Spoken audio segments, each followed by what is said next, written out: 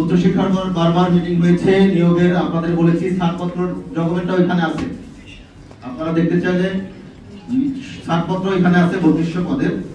কেন দেওয়া হয় না এই কোশ্চেনটা হচ্ছে, যেহেতু আমাদের মূল পাঠ হচ্ছে প্রান্তিক জনগোষ্ঠীকে সেবা দেওয়া, সেবার পাশাপাশি আপনারা জানেন বিএমডিসি আমাদের চিকিৎসা সেবা দেওয়ার জন্য কি দেওয়া হয়, নিবন্ধন দেওয়া হয়।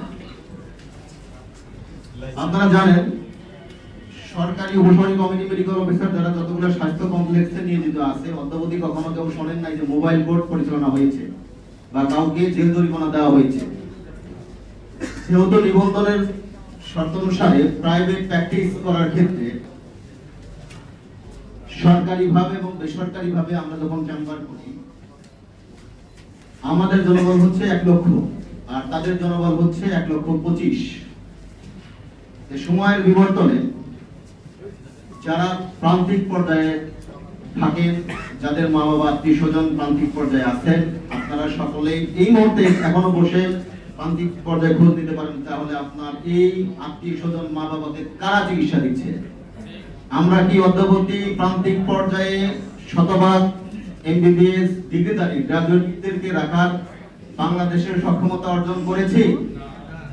আমি ধরে নিলাম আমি ডিপ্লোমা চিকিৎসক, এটা বাদ দেন, আপনারা সংস্কারে বাতিল করতে চেয়েছেন, ওকে, তাহলে আমাকে সরকারিভাবে পদায়ন করেছেন, তাহলে আমাকে সেফ এক্সিট দিতে হবে। আমাকে কি দেওয়া হয়েছে? সংস্কারে আপনাদেরকে 12টা পয়েন্ট উল্লেখ করেছি, সেখানে আমার পদবীর নাম কেন নেই?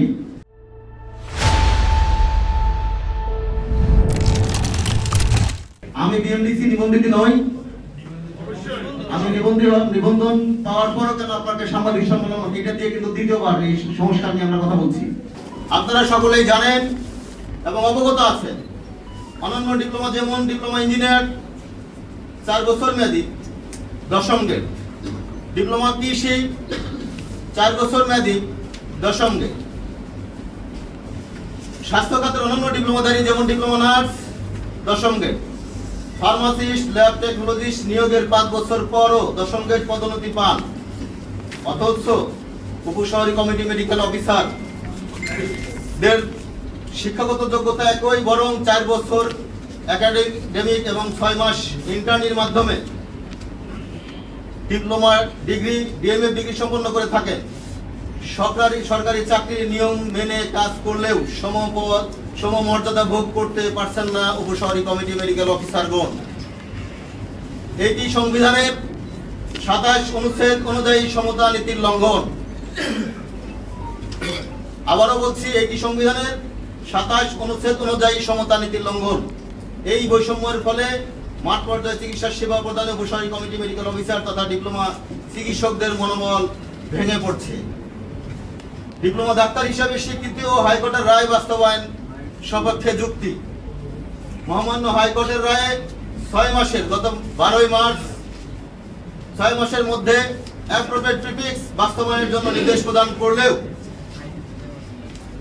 আমাদের নিবেদন অদ্যাবধি চলছে। তবু স্বাস্থ্য মন্ত্রণালয় এই রায় কার্যকর না করে ডিপ্লোমা ডাক্তার হিসেবে উপাধি ব্যবহারের বিএমডিসি নিবন্ধিত ডিএমএফ ডিগ্রিধারীগণ বারংবার নিবেদন করে যাচ্ছে।